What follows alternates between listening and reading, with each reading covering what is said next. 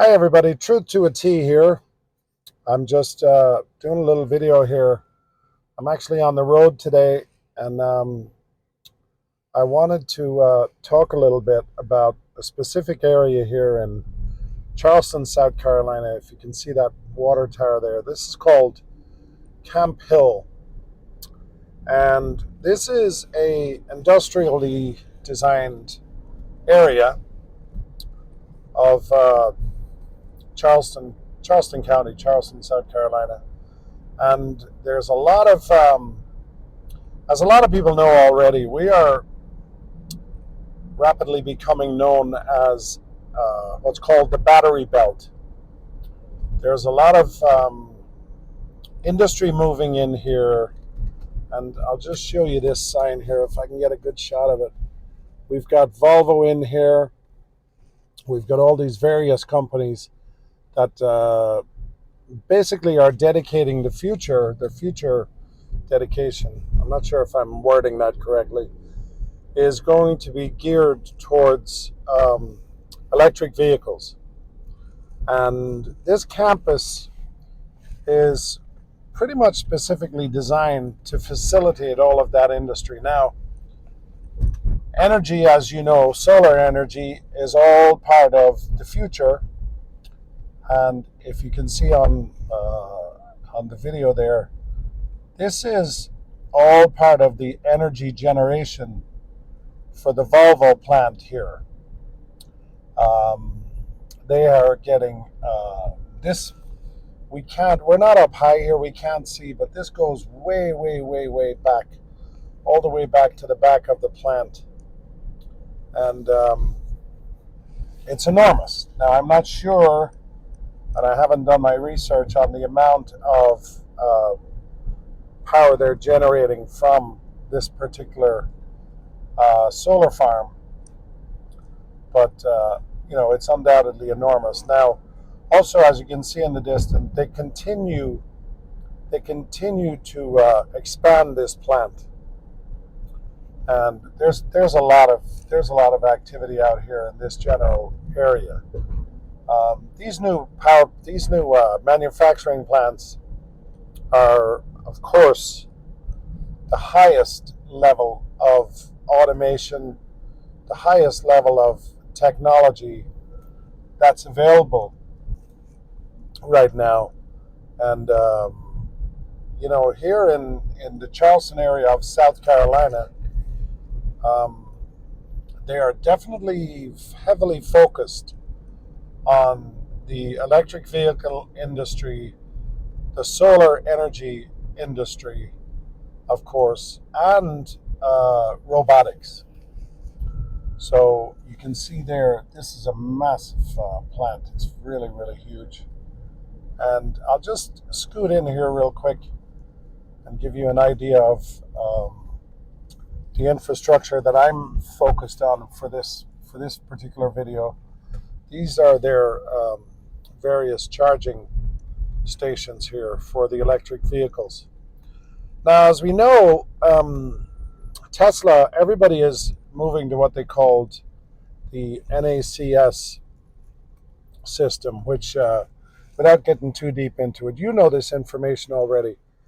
Everybody will be able to charge on the same platform.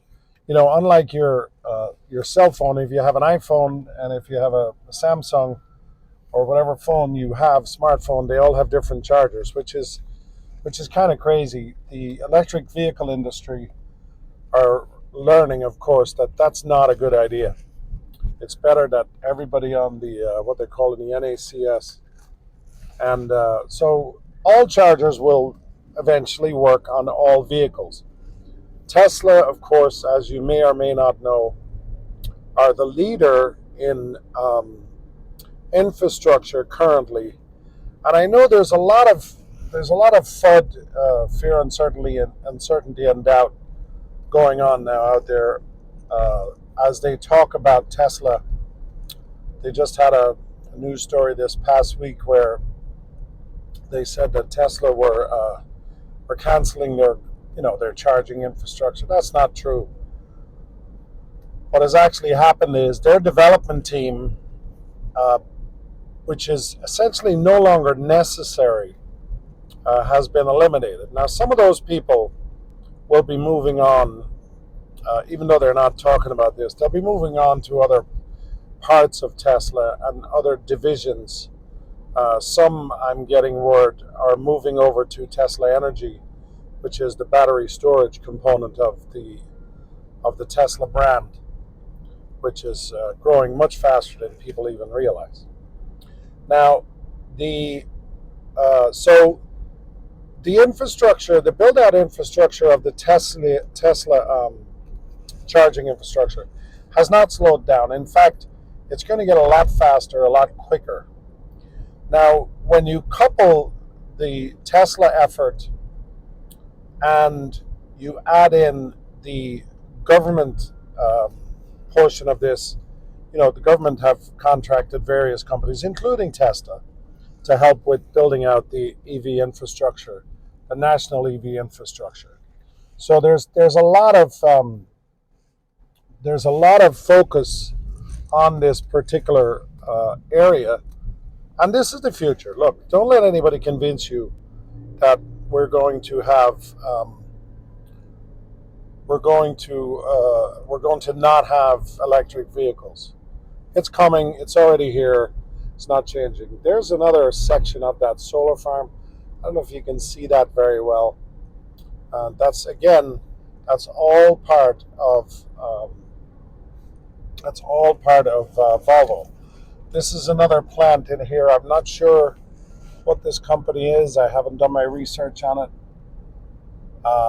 It's called Main Ocean. I'm going to presume it's some form of future technology. And then this is the rest of the campus. As you can see, there are these, there are sections. Let's see what we got here. What's this one? So this is Redwood, obviously, and Avion Commons. I believe Avion Commons is a recreation area, but I'll double check on that. But anyway, this is what's going on here. This industry is growing by leaps and bounds, and this area of Charleston is, of course, the battery belt. This is where we are right now. This is where we're at, and this is how fast that this whole thing is ramping up. Now, I want to start talking about Redwood Materials for a minute, and just explain who they are. J.B. Straubel, who is one of the original right-hand men of Elon Musk. He was there literally when they made the first electric car way back. Anyway, they've remained friends. He left Tesla temporarily. He left, and he started this company called Redwood Materials. Now, their main plant, they were based in Nevada, and now they are branching out all over. And essentially, Redwood Materials, there are other companies too, but Redwood Materials are trying to develop to the point to where they will be able to take all this battery technology and take used batteries, just like all batteries, the batteries that you use in your remote control, all the way up to and including the batteries from electric vehicles. The battery technology and the components of the batteries and the raw materials are growing extremely fast and expanding as far as technology goes. So believe me when I tell you, it's only a matter of a short period of time where we are going to be able to recycle these batteries and these battery systems en masse. And that's really when the breakthrough comes. You hear a lot of negativity out there when they talk about, there's a little sign there for Camp Hall, this area is called. Look it up. There's a lot of information probably that I don't have that you can look up yourself, and you can see what's going on here essentially. But anyway, the battery technology, the goal of the electric vehicle is to have it completely sustainable and recyclable. So ultimately, they want to get the batteries to where um, they're recyclable. Now they're at 10% currently in recyclability, and Redwood believes that they can, within the near future, get that up to 30-40%, and then continue on until they're at about 85%. 90% would be considered sustainable uh, energy, sustainable recycling. So try to imagine the car of the future being built and 85% of that car be recyclable in perpetuity. So when Elon Musk talks about energy sustainability, and people say, well, you're there's mining going on for the materials and batteries, blah blah blah blah blah. It's environmentally, unfriendly at this point. Well, it may be, but that's not the end goal. There was never an end goal for oil. The idea of oil was to continue to drill it, continue to use it, and continue to pollute. The goal of the EV movement and people like Elon Musk and JB Straubel is to essentially eliminate that and rapidly work our way to sustainability. So anyway, this is um, this is what's going on out here. And as you may well know, Elon Musk and JB Straubel are back together. JB Straubel now sits on the board, the advisory board of Tesla. So these guys are back together, and I can guarantee you they will be a force to be reckoned with going forward. Now, this is a little area, if I'm not mistaken, this is going to be a service center, gas station service center type of thing. And I'm going to guess that this will have an enormous amount of charging EV stations. And as you can see, they've got little play areas, they've got swings, and so while there's some pickleball courts there, I'm sure this is going to double as an area for the employees, but it's also going to be the gas station of the future, or the service center of the future, is obviously going to be something that is going to be a nice place to visit. So if your car is going to be charging um, at 20 minutes or whatever it is, 25 minutes to a full charge, you're going to want a nice place for your kids to play. You're going to want a safe place. You're going to want a place where you can get healthy food.